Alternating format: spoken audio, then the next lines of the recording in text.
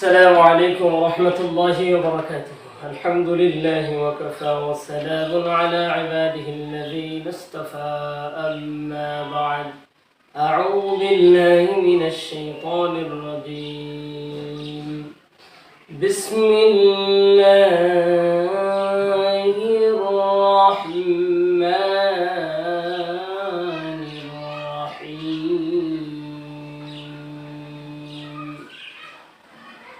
وما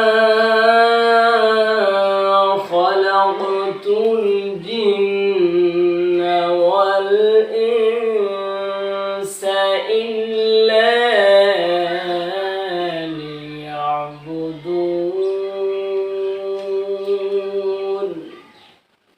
وقال النبي صلى الله عليه وآله وسلم: حب الدنيا رأس كل خطيئة.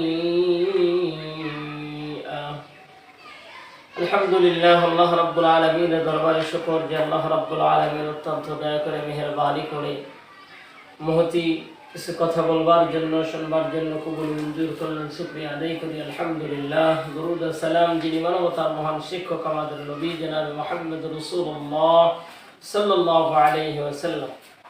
মুআজ্জাজ হাজিরিন, আল্লাহ রাব্বুল আলামিন সারা দুনিয়ার জিন আর ইনসানকে আল্লাহ তাআলা বানিয়েছেন তার ইবাদতের জন্য, তার গোলামি করার জন্য।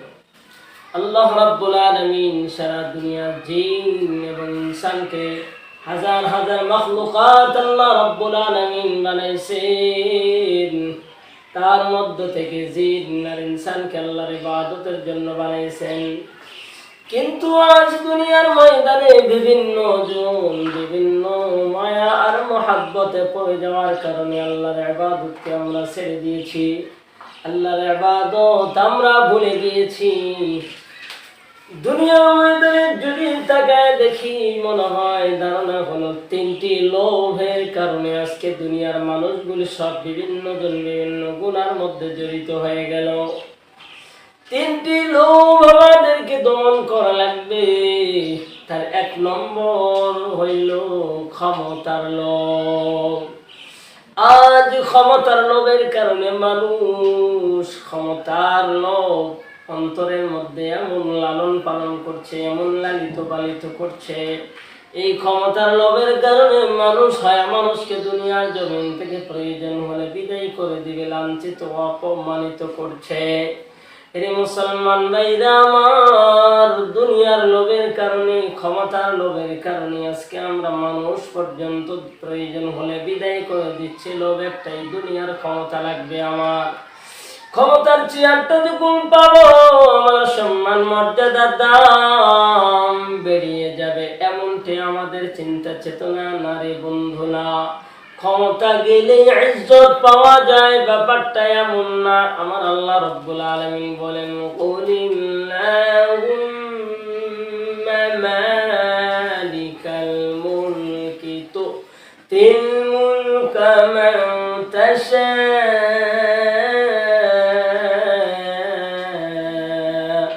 আল্লাহ রাব্বুল আলামিন ক্ষমতা দিয়েও দুনিয়ার কত মানুষকে লাঞ্ছিত অপমানিত বেইজ্জত করেছেন। ক্ষমতা পেলেই ইজ্জত পাইল, ব্যাপারটা এমন নয়। এই জন্য আল্লাহর পয়গম্বর সাল্লাল্লাহু আলাইহি ওয়াসাল্লাম বলেন, তোমরা ক্ষমতার লোভ দমন করো। ক্ষমতা পাওয়া মানে কি দাপটের জন্য না, আমার বরত্বের জন্য না। না, ক্ষমতায় যদি যেতে চাও সেই জায়গায় গিয়ে দিন প্রতিষ্ঠিত করা লাগবে, কোরআন সুন্নাহ প্রতিষ্ঠিত করা লাগবে, ইসলাম বাধ্যতামূলক করা লাগবে। এই নিয়তে যদি দুনিয়ার কোনো মানুষ ক্ষমতার লোভে ছোটে আমি দিন বিজয়ের জন্য, তাহলে পারবে। নইলে যদি ভিন্ন পথে দুনিয়ার ক্ষমতার লোভে বান্দা জিন্দেগি কাটায় দেয়, হাসরের ময়দানে এই ক্ষমতার লোভ আপনার জাহান্নামে নিয়ে যাবে। দুই নম্বর হইল সম্পদের লোভ। আর সম্পদের লোভের কারণে হালাল হারাম বাদ দিয়া সুদ ঘুষ অন্যায় অবিচার কোনো ভাবেই হোক আমার টাকার দরকার, টাকার লোভে পড়িয়া গেলাম। এই জন্য ক্ষমতার লোভ আর সম্পদের লোভ দুইটা দমন করা লাগবে। হালাল যদি কষ্ট করেও খাওয়া লাগে, হালাল টাকার দামি দামি গাড়ি হবে না, বাড়ি হবে না, বিল্ডিং হবে না, প্রয়োজনে না হয় না হোক, না খেয়ে থাকবো, এরপরেও আল্লাহ রাব্বুল আলামিন যেন কঠিন কিয়ামতের ময়দানে জান্নাতের ফয়সালা করে দেন।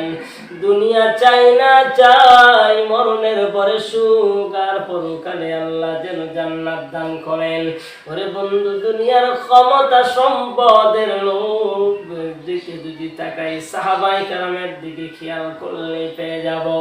এই জন্য ক্ষমতার লোভকে কন্ট্রোল করা লাগবে, যেটা আমার জন্য হালাল, এই হালালটাই আমার জন্য বরাদ্দ, বাকি হারাম দরকার নাই। প্রয়োজনে না খেয়ে থাকবো, হারামের কোনো সম্পদের দরকার নাই।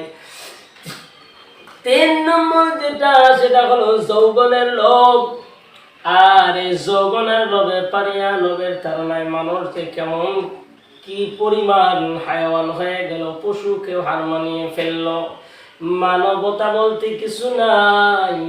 এই জিনা আর ব্যভিচার সমাজের মধ্যে এমন প্রচলিত, এমন প্রচার হয়ে গেল, মানে নিজ স্ত্রী যৌবনের লোভে করিয়া পরকিয়া করে বেড়াইতেছে, এমন হাজার হাজার প্রমাণ সারা পৃথিবীতে সইলাভ হয়ে গেল। এর মুসলমান ভাইরা আমার, এই 3টা লোভ কন্ট্রোল করা লাগবে। কেননা নবীজি বলেন, হুব্বুদ দুনিয়া রাসু কুল্লি খতিয়া, দুনিয়ার মায়া আর মহাব্বতই সকল গুনাহের মূল। আর দুনিয়ার দিকে যাদের মায়া, ক্ষমতার লোভ, সম্পদের লোভ, যৌবনের লোভ, এই 3 লোভের তাড়নায় মানুষ গুনাহ বারবার গুনাহ করে বেড়াচ্ছে। আল্লাহ রাব্বুল আলামিন আমাদের সবাইকে যেন এই 3 ধরনের লোভকে কন্ট্রোল করার মতো তৌফিক দান করেন। এই কন্ট্রোল করার বুদ্ধি রে ভাই, আল্লাহর জিকির আর আল্লাহর স্মরণ যদি বান্দা করতে থাকো, আল্লাহর হুকুম, আল্লাহর উপরে তাওয়াক্কুল করো। আল্লাহ আমার হায়াত, মওত, রিজিক, দৌলত, সম্মান সবকিছুর মালিক হলেন আল্লাহ। আল্লাহর উপর মুমিনেরা ভরসা করবে। কোরআন বলে, ওয়া আলাল্লাহি ফালইয়াতাওয়াক্কালিল মুমিনুন।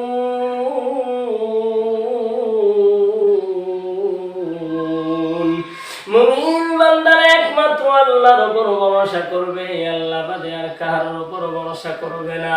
আল্লাহ পাক রব্বুল আলামিন আমাদের সবাইকে এভাবে জিন্দেগি কাটিয়ে বাকি জীবন ঈমান আমল নিয়ে কবরে যাওয়ার তৌফিক যেন দান করেন। আমিন।